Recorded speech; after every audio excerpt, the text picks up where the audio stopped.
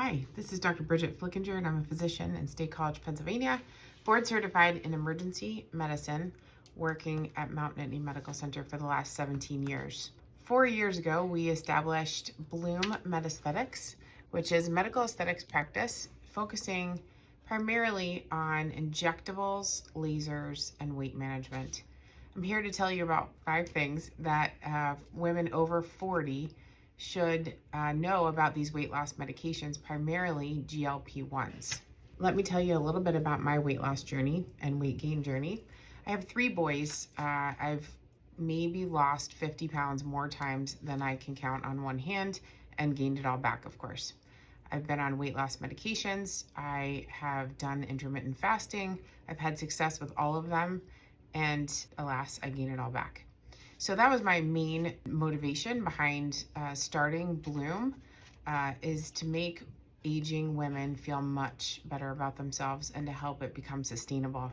The GLP-1 medications have been approved under Wegovy, which is also semaglutide, or Zepbound, which is tirzepatide for weight management. They've been used since 2017 for management of diabetes. So we have some safety data over several years. We have never seen sustainable weight loss like this without surgery, ever. This is a breakthrough.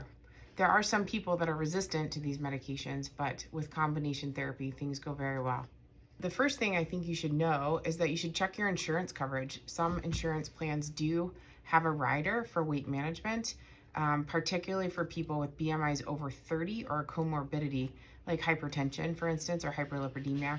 The second thing you should know is that there are some side effects to the medication, including nausea, sometimes but rarely vomiting, and diarrhea or constipation, actually. These can be managed if the medication is titrated appropriately. Usually the symptoms that are intolerable are if you're increasing the medication too quickly. The GLP-1 medications are designed for long-term use. They slow your metabolism, they slow your stomach emptying, essentially causing a gastroparesis. Once the medication is stopped, the stomach will begin to empty as it did before the medication was administered. When you stop the medicine altogether, you're likely to gain the weight back. I suggest the best way to maintain your weight loss is a lower dose of the medication, the lowest effective dose that you have for yourself, every week. Once a week, it is a subcutaneous injection. You really will need to consult with a physician, particularly if you have lots of chronic illness like kidney disease. We would want to make sure that your kidney function is monitored appropriately, particularly if you become dehydrated with vomiting and diarrhea. We ask you to maintain a healthy amount of protein in your diet and foods that are rich in nutrients. Your desire to eat will be much less, and so you need to make sure that you're having a nutrient-packed meal. So I usually ask patients to target 100 to 150 grams of protein in a day, to drink essentially 3 large Stanley mug size containers full of water a day. I don't want you to drink too much. I want you to drink enough.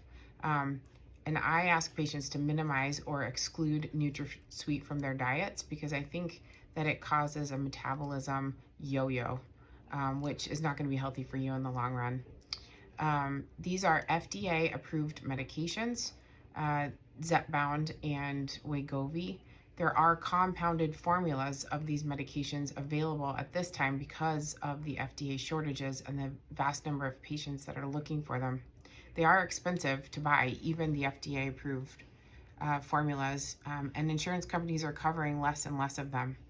You are able to pay cash from a pharmacy like Lilly Direct, or your local pharmacy, but we're looking at approximately $500 to $1,200 a month. So using anything, from your pharmacy or your insurance companies that will help out is crucial. It's going to be very important that you maintain an exercise regimen of weight-bearing exercise to maintain your muscle and bone health, particularly in postmenopausal women. We want to keep those bones nice and healthy to minimize any risk of fractures from a fall, and that can be a devastating loss, particularly as we age.